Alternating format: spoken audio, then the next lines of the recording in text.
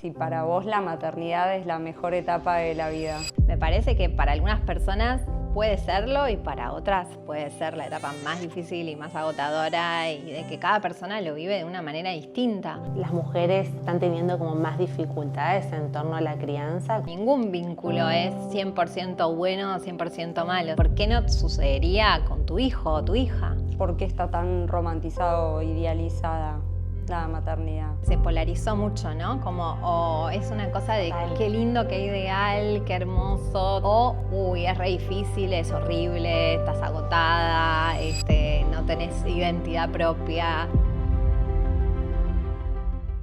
Honesta es un espacio para hablar de lo que no siempre se dice. Un podcast creado por Agus Weinstein y Melanie Oppel, donde la salud, el cuerpo y el deseo conversan sin filtros ni mandatos. Honesta. Un podcast para pensar, sentir y hablar de lo que nos atraviesa. ¿En qué momento maternar se volvió tan exigente?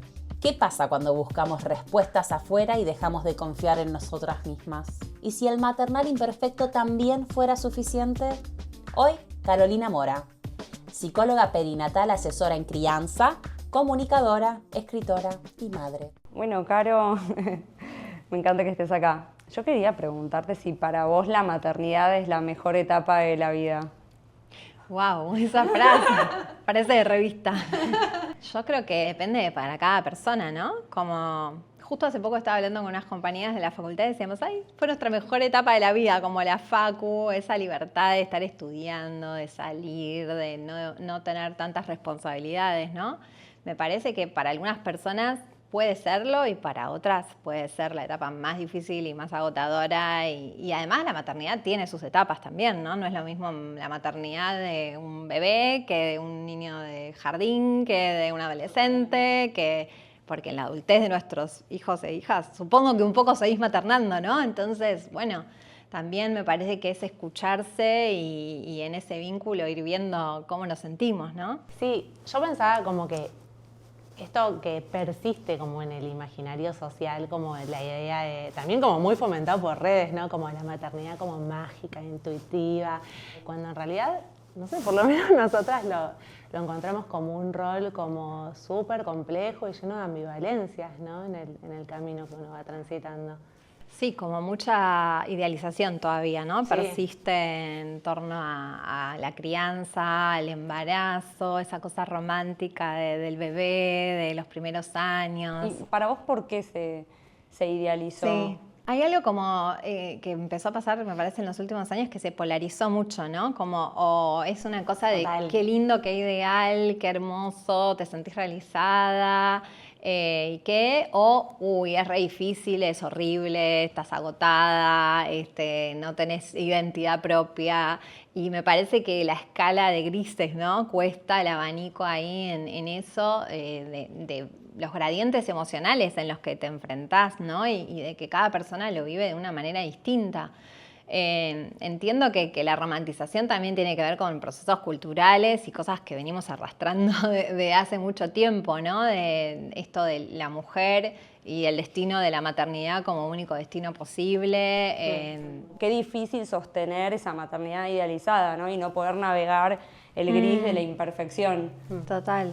Sí, y entender que por ahí en una misma situación de vínculo pasás por varios estados, ¿no? O sea, ningún vínculo es 100% bueno o 100% malo. O sea, nos pasa con las parejas, nos pasa con las amistades, el conflicto, el desencuentro, el agotamiento por momentos, también son parte de los vínculos en general, ¿no? ¿Y por qué no sucedería con tu hijo o tu hija? ¿A vos te parece que las mujeres como están teniendo como más dificultades en torno a la crianza? ¿Como que es algo de esta época? La verdad que no sabría tanto porque creo que cuando una abre la conversación entre mujeres de distintas generaciones sobre sus procesos de maternidad, sus embarazos, sus puerperios, sus primeros años de crianza, creo que todas las abuelas, las madres, las hijas, todas tenemos algo para decir, ¿no? De la sensación de soledad o del cansancio o de la sensación de responsabilidad en esa etapa. Creo que hay cosas que son como bastante universales, pero sí me parece que lo que hoy en día es como bastante difícil de de lidiar con eso es todo lo que implica los saberes profesionales y las redes sociales, ¿no? Me parece que hoy en día estamos como muy bombardeadas las madres por todo eso y creo que muchas veces obtura más de lo que facilita. Hay de todo para todos, ¿no? Entonces es como que un poco lo que pasa con las redes. Yo veo que la verdad es que, o sea, me encantan las redes sociales y los recursos, no sé, hasta ChatGPT me parece que son recursos espectaculares siempre y cuando estén bien utilizados, ¿no? ¿Vos te podés dar cuenta cuando eso que le está pasando a esa mujer o esa dificultad que está teniendo para maternar tiene que ver con un recurso mal utilizado? Yo creo que lo que más aparece cuando sucede eso es la rigidez, ¿no? Como una sensación de que esto tiene que ser de esa manera y si no está mal, ¿no? Y si no soy mala madre. También desde algunos profesionales, como hay que dormir así, hay que dar la teta así, el uso de pantallas es así.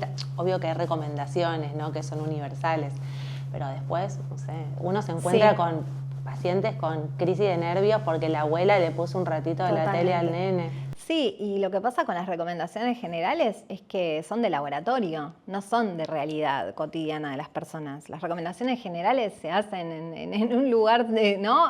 Como digamos abstracto, Sí, tal cual, no es estéril, ¿no? No se hacen en tu casa con vos, no sé, que dormiste mal, que por ahí estás sola criando todo el día, venís del trabajo, o no sé, sos migrante y no tenés redes en el país en el que vivís y no te queda otra que por ahí, no sé, contar con un ratito de tele para tener silencio en tu cabeza un rato en el día. Me encanta esa frase porque las mamás o las mujeres entiendan que hay cosas que no son para vos, o que no son para tu hijo, para tu familia, y que puede ser que eso funcione como que no funcione, y permitir que eso no funcione, y decir, bueno, probé y tengo que buscar otra cosa, ¿no? Forzar, o como decís vos, cuando entran en la rigidez de tengo que hacer que se duerma a las 7 de la tarde para que se despierte a tal hora a la mañana, o tiene que dormir la siesta porque si no, hay consecuencias. Yo he tenido consultantes que quizás, no sé, no salen, no van a reuniones o no van a visitas porque le cambio el horario del sueño, entonces, y anulan la vida social de ese niño. Si te toca un bebé que duerme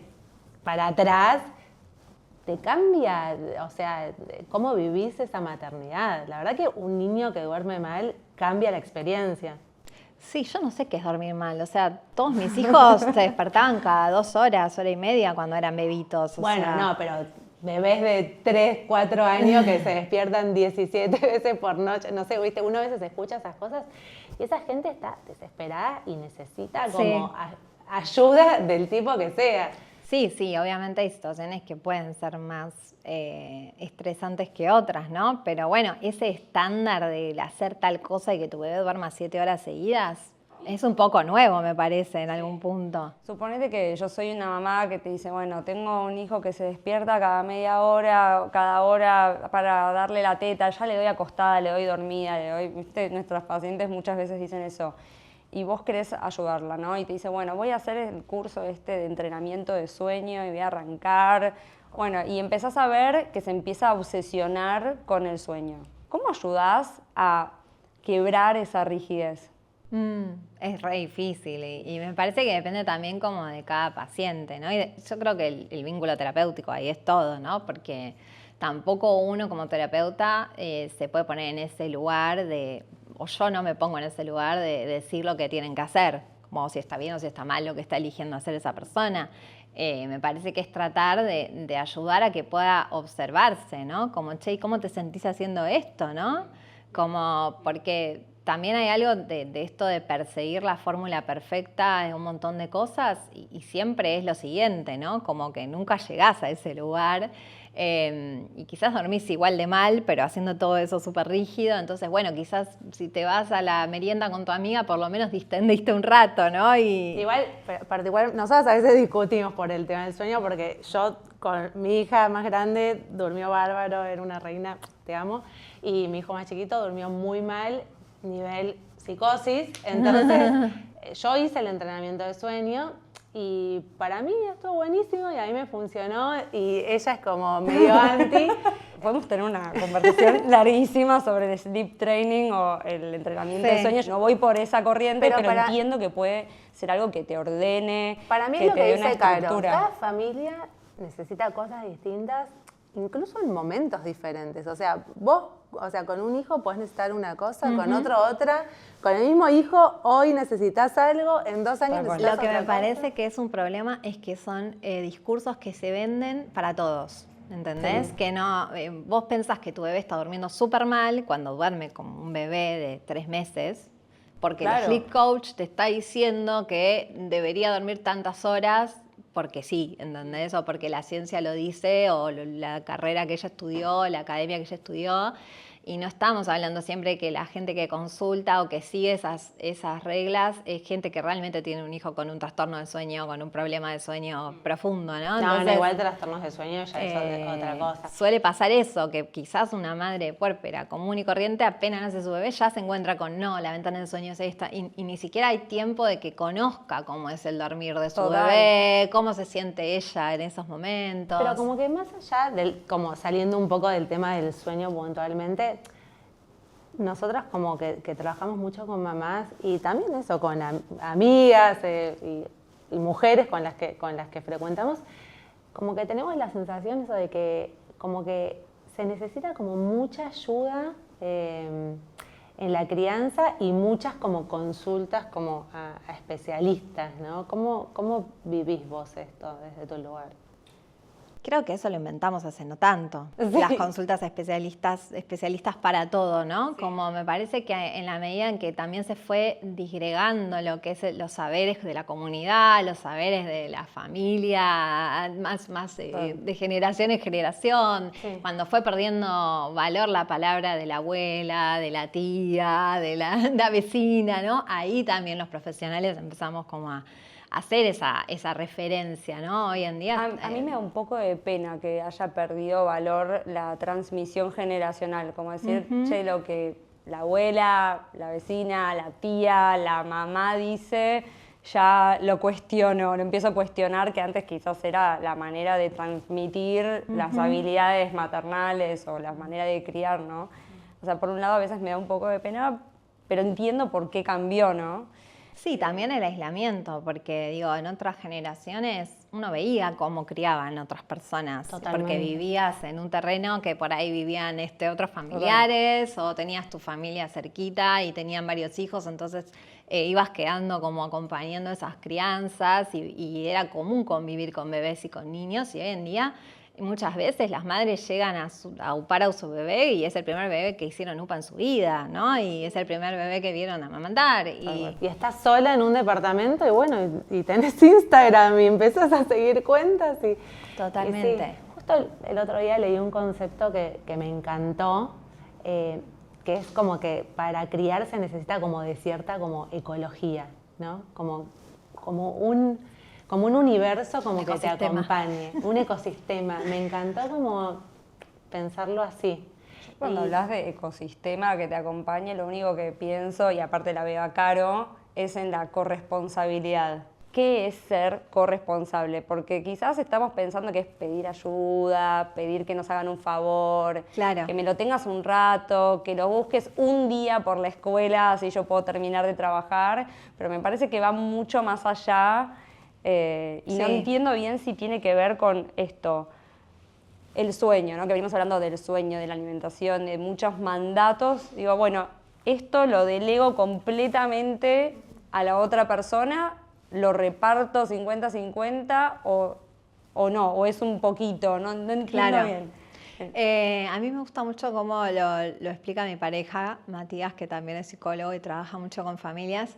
Siempre cuando damos algún taller de parejas y de familias, decimos, bueno, ¿qué es para ustedes ser corresponsable? ¿Es repartir 50 y 50? Es, bueno, para lo que tenés más habilidad lo hace uno y para lo que el otro tiene más habilidad lo hace el otro, o es repartir, por ejemplo, por gustos, ¿no? A mí me gusta dormirlo, bueno, entonces yo lo duermo, a mí me gusta bañarlo, bueno, entonces yo lo baño, ¿no? ¿Cómo se reparte eso?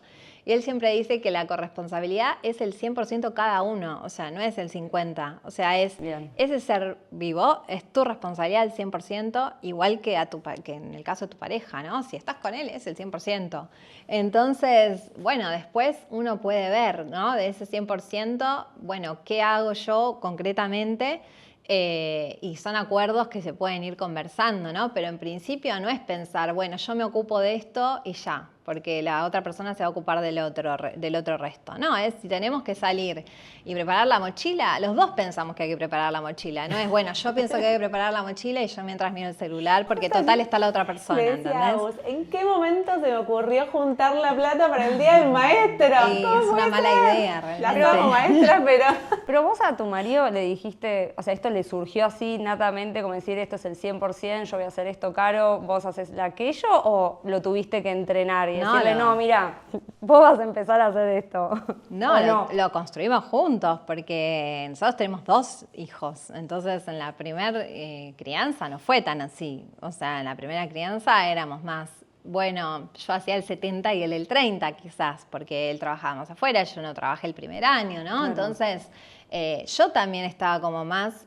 Porque también no nos olvidemos que eso se construye a partir de los mandatos y las ideas que tenemos sobre qué es ser madre y qué es ser padre, ¿no? Entonces yo creía que ser madre era mi hija tipo así, ¿entendés? Y bueno, el papá un ratito, y que ella solo me necesitaba a mí, que todo el tiempo la teta y todo el tiempo conmigo.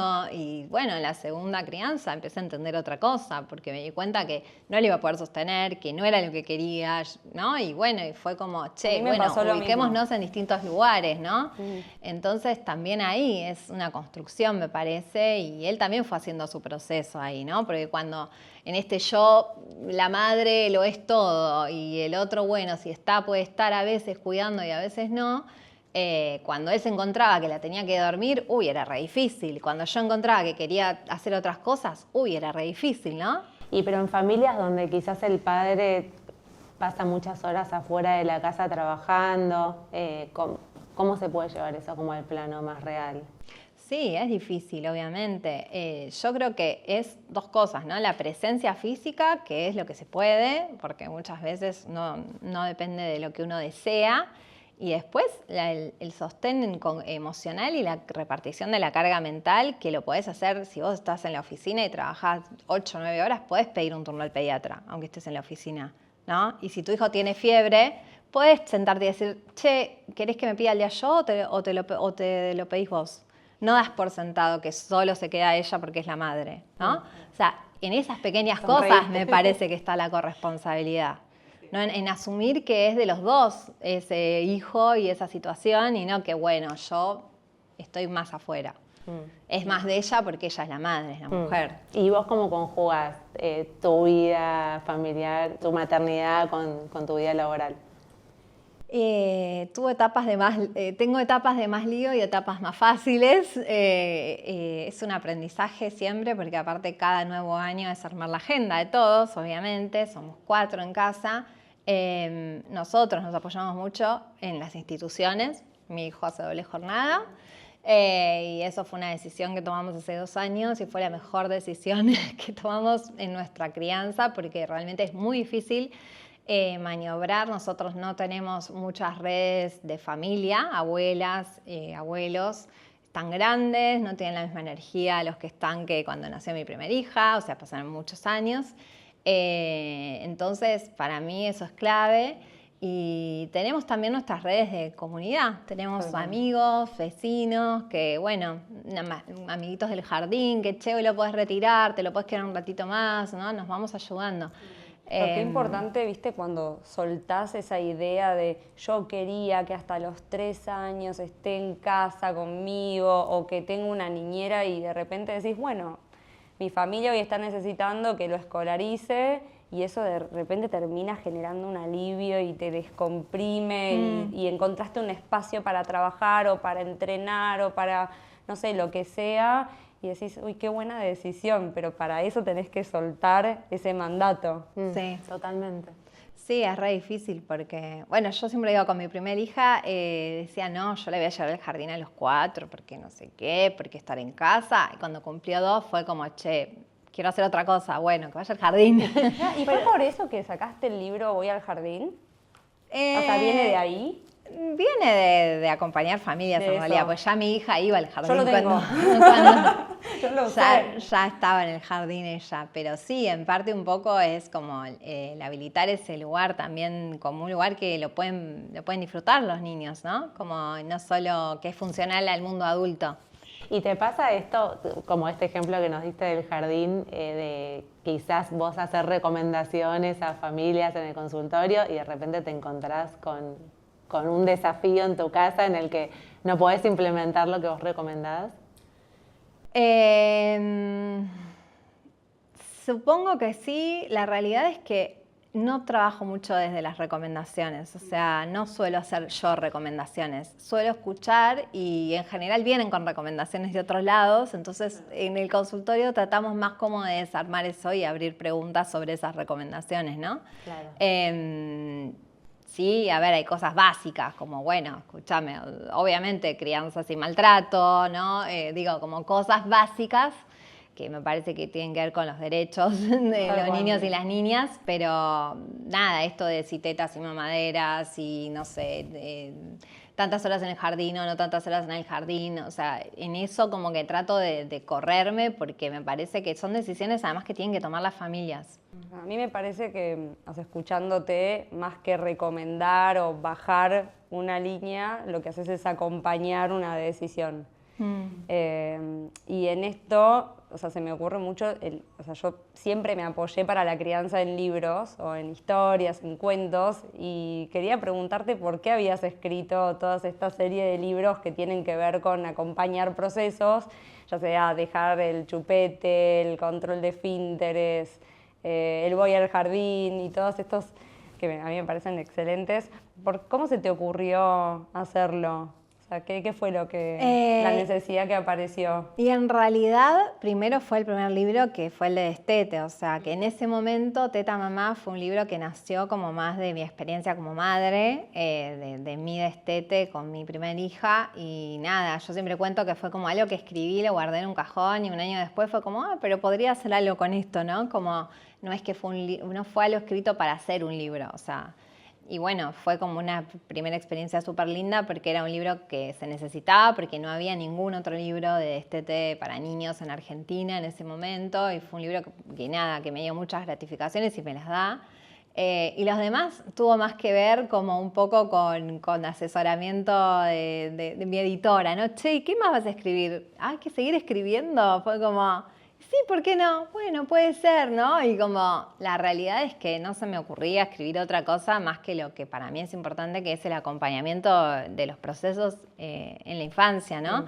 Y a las familias. Entonces un poco tuvo que ver con eso, con entender también que había un montón de temas que si bien ya había un montón de libros escritos, bueno, necesitaban también como una revisión de ciertas cuestiones, ¿no? De la ESI, de la familia, una perspectiva más centrada en la infancia más que en el adultocentrismo, ¿no? De, bueno, tenés que hacer esto porque portate bien, ¿no? No, bueno, ¿qué me pasa a mí como niño con estas situaciones? Me parece que lo valioso de esas lecturas o de esos libros es que hace que no solamente acompañar al niño, sino que esto de generar presencia como madre o como padre en acompañar un proceso. Como tengo esto que es un recurso y me permite acompañar a mi hijo de una manera lúdica o a través de la lectura, un momento compartido donde yo estoy presente leyéndole eso, que me parece que hoy es clave en crianza, ¿no? Nuestra presencia y consciente, ¿no? Con los hijos e hijas. Sí,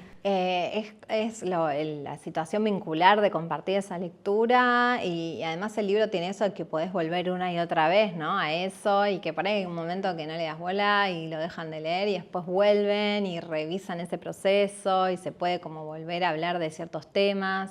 Y prestar palabras también, ¿no? Porque es cómo le explico esto y cómo, bueno, yo te comparto esta historia, ¿no? Después vos apropiátela y fíjate qué querés decirle y qué surge en esa conversación. Muchas veces atrás de esos libros está la mamá que dice, ay, no le puedo sacar el pañal, ay, lo que me cuesta sacarle el chupete, ay, lo que me cuesta que duerma, no lo puedo destetar, no sé cómo voy a hacer, como que siento que detrás de ese libro hay una mamá, un papá que está buscando como hacer un cambio. Sí. Y siendo honestas, Caro, para vos, ¿qué fue lo más difícil de tu maternidad? ¿O qué es lo más difícil? Sigue siendo. Y creo que ese balance entre los tiempos propios y los tiempos compartidos, ¿no? Se hace muy difícil, como el hecho de sentir que una sigue siendo una misma y teniendo sus espacios y haciendo lo que a una le gusta, aún compartiendo, cuidando y dedicándole atención a nuestros hijos e hijas, ¿no?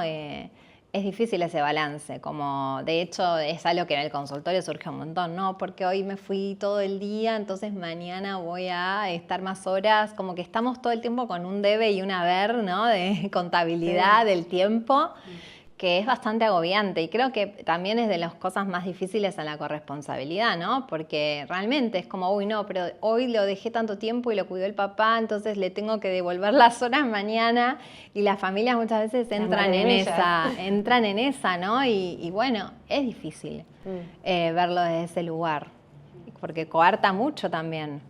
Tal cual.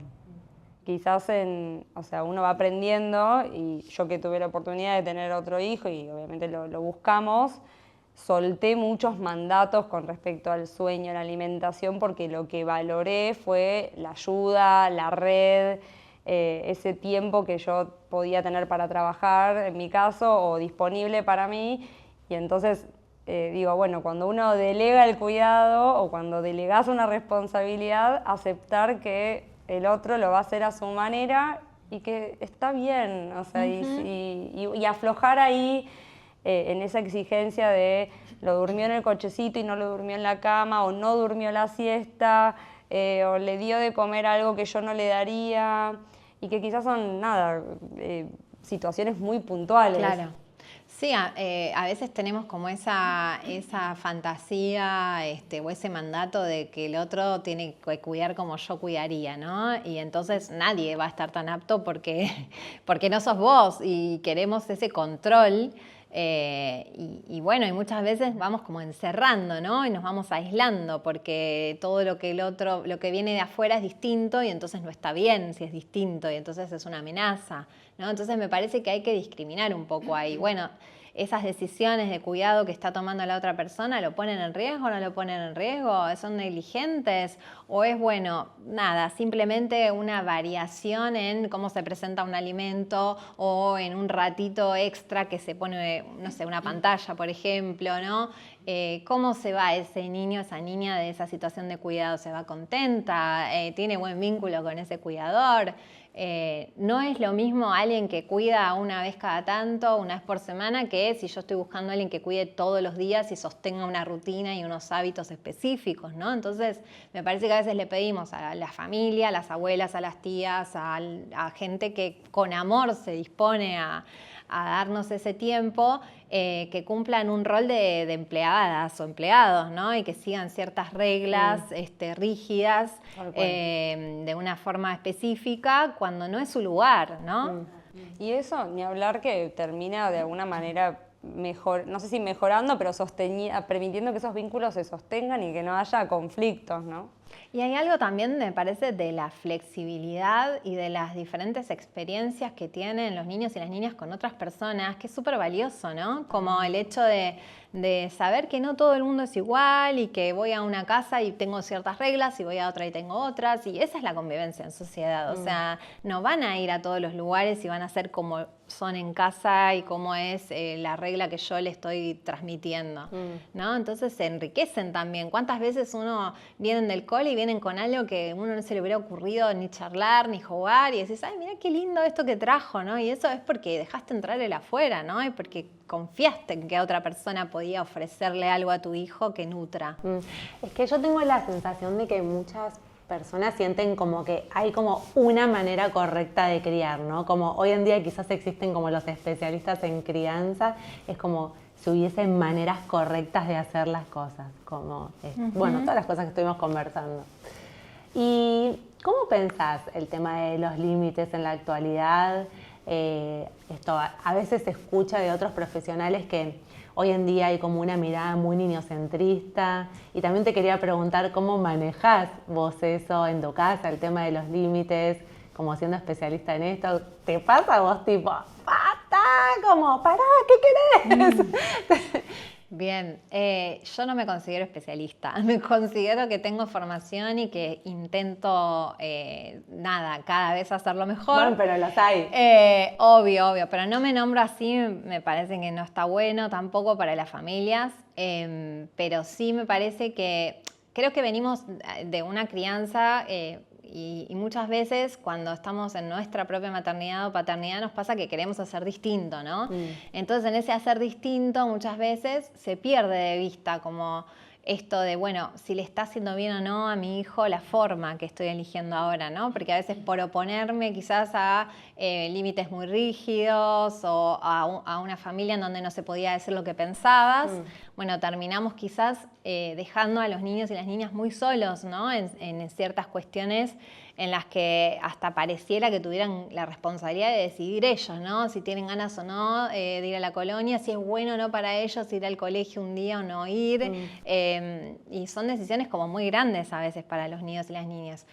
A mí me copa esto y considero que es parte de los derechos de la infancia el valorar la voz, ¿no? Y que puedan decir y que eso esté válido y que esté permitido y que esté considerado, ¿no? Pero me parece que hay decisiones que las tiene que tomar el mundo adulto.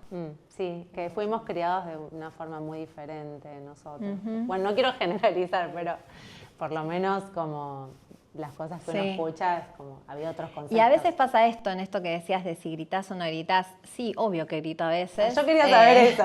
Obviamente, claro, a veces más seguido, a veces menos seguido. A veces le digo a mi hija, che, estoy gritando mucho. No, mami, tranquila, hay mamás que gritan más. ¿Viste? Me quedo tranquila, hija. No, mami, no, tranqui. Viste, como que se dan cuenta. O esto de hoy voy a estar, como no estuve ayer, hoy voy a estar todo el día jugando de buen humor, buena onda con mis hijos, y voy a hacer galletitas caseras, y voy a ir al parque. Es totalmente irreal. Y claro, son las 3 de la tarde y voy a decir, ya me faltan 3 horas y ya estoy agotada, ¿no? Y eso entonces, te frustra. ahí es donde viene también muchas veces el colapso y la irritabilidad, en que a veces nos ponemos como muchas exigencias.